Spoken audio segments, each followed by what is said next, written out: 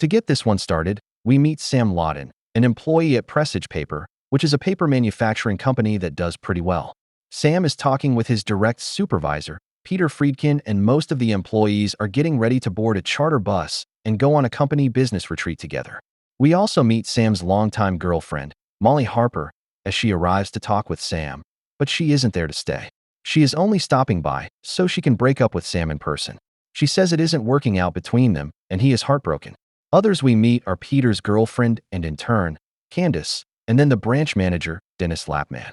Another employee at the company, Nathan, is arguing with one of the labor workers inside, Roy Carson, because he is mad that Nathan was promoted over him and he gets to go on a business retreat while everyone else has to stay back and do manual labor.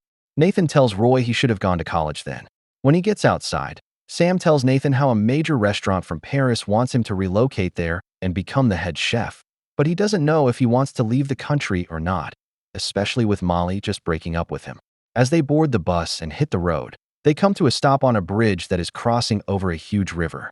There is construction going on with holes in the bridge, and Sam finds that very scary. He can sense something is wrong, and then out of nowhere, the bridge starts collapsing and they all rush as fast as possible off the bus. Everyone that we have met starts dying one by one in very gruesome ways, and as Sam and Molly are trying to cross a beam, they successfully get across, but then the gates fall and kill Sam, but not Molly. Out of nowhere, Sam wakes up on the bus and he notices a bunch of things similar are happening to what he just experienced. He orders them all to get off of the bus and get to safety, and as they are all following him off the bus, the bridge collapses just like it did in his vision. All of the characters that have been mentioned already survive the bridge collapse due to Sam's premonition. Sam is being interviewed by the police and they aren't buying his story about the premonition he had, and they are a little suspicious that Sam may be behind the bridge collapse, which is extremely odd police work. Another detective then walks in and clears Sam of any wrongdoing as the bridge collapsed due to extremely strong winds. No foul play detected. A few days later, they all gather together at the funeral for their coworkers, and all of the survivors keep asking Sam how he knew that was going to happen, and he can't explain it as he doesn't even know. They are all thankful they are still alive though. As they are leaving the funeral, a man stops them and tells him he can't get away with cheating death and death will still come for them. Us true Final Destination fans know exactly who this guy is. Sam goes over to talk to Molly at her house and see if he can work things out between them. Sam tells her she is the most important person he has in his life, and she tells him she only broke up with him so he can go to Paris and take the once-in-a-lifetime job offer as a chef, which is his dream. The following day, Peter goes to meet Candace at a gym because she is a very talented gymnast. The camera pans around the gym quite a bit and shows some weaknesses that might be vulnerable in the gym equipment. Candace senses something wrong, but goes ahead with her routine like she normally would. Water starts dripping near the balance bar, but she safely finishes her bar routine. She then goes to the high bar to do that routine, and sadly, she slips and falls and dies right in front of everyone. Peter is crushed, and Sam goes to talk to him and help him feel better, and as they are talking, Sam sees the same death guy he saw at the funeral and thinks he is following him. One of the other employees at the company, Isaac, is a thief and he goes around stealing stuff out of his coworkers' desks. As he is doing so, he finds a coupon for a massage parlor and he immediately takes it to redeem it. Isaac shows up to the massage parlor, and as he starts getting his massage, an old lady comes in the room to take care of him and starts pricking him with tiny needles all over his body and head. She says he needs to sleep for 30 minutes and leaves the room to let him be. As he is sleeping, a fire catches in the room, and as he is screaming for help, he falls out of the chair and the needles go all up in his body.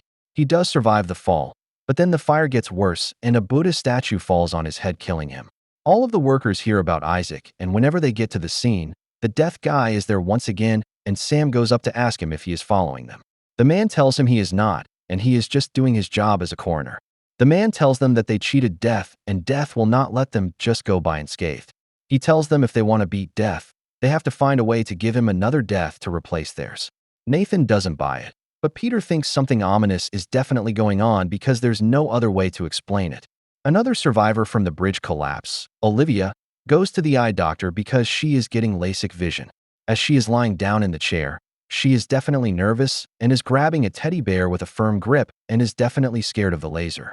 The doctor gets her eyes prepared, but he forgot something, so he has to run to his office, and when he does that, Death gets the best of Olivia, and the lasers for the eyes turn on Max and toast her eyeballs. She stands up, but not being able to see, falls out of the glass window and dies from the impact on the ground below. Sam and Molly were just a few minutes too late. Sam is going over everything that happened, and he tells Molly that he thinks death is killing them in the same order they died in his premonition. Molly asks who is next, and then Sam realizes Nathan is next. We jump to Nathan at the factory, and he is still getting in arguments with his employee, Roy, and they get in a physical altercation causing Nathan to push Roy off the balcony, and Roy ends up dying from a hanging crane. So if the coroner guy is correct, Nathan should be free now that he has replaced his time for however long Roy had left in his life. All of the remaining survivors meet up, and they all ask Sam who is next, and as he is saying Dennis, a wrench flies out of nowhere and kills Dennis. Sam tells Molly he thinks she is safe because she didn't die in the premonition, but she is still afraid of Sam going out and dying, so she doesn't want him to leave. Sam tells her he has to go to work and can't hide around like a hermit. Though, Sam is afraid of a lot of things when he gets to the kitchen, and we can definitely tell he is on edge with everything he is doing. Sam tells his boss that he will accept the France chef position as well. Sam and Molly are having a celebratory dinner whenever Peter shows up for some reason. Sam lets him come sit down and talk to them, and Peter is definitely super wasted and isn't there to just talk. Peter tells Sam that he is next to go, and he is trying to find a way to switch his life with someone else's. Peter pulls out a gun and is about to shoot Molly whenever Sam flips the table, and the detective also arrives on the scene. The detective finds Molly in the kitchen, but then Peter shows up behind him and shoots the detective dead. Peter tries shooting Molly too because she was a witness of Peter murdering a federal agent. Sam shows up, and they all get in a big fight with each other, and as Peter is about to kill Molly, Sam stabs him from behind. Now that Sam has taken Peter's life, they think they are in the clear, and Sam now has the detective's years because he killed Peter, who killed the detective. We jump 2 weeks later where Sam and Molly are on the flight over to Paris for Sam's new job, but we see a group of teens getting in a fight and escorted off of the plane. For those that have seen the first Final Destination, we recognize this scene and know this plane blows up after takeoff. This movie was a prequel the whole entire time, and we see the plane burn up right after it gets in the air. Next, we jump to Nathan having drinks at a bar whenever a friend of Roy's tells Nathan that Roy had an enlarged brain vessel in his head and was going to die any day now. Nathan realizes he doesn't have long to live, and then part of the plane falls through the bar and kills him. And that is it for this one, friends. Any other movies or shows I should do? Let me know in the comments below. Thanks for watching.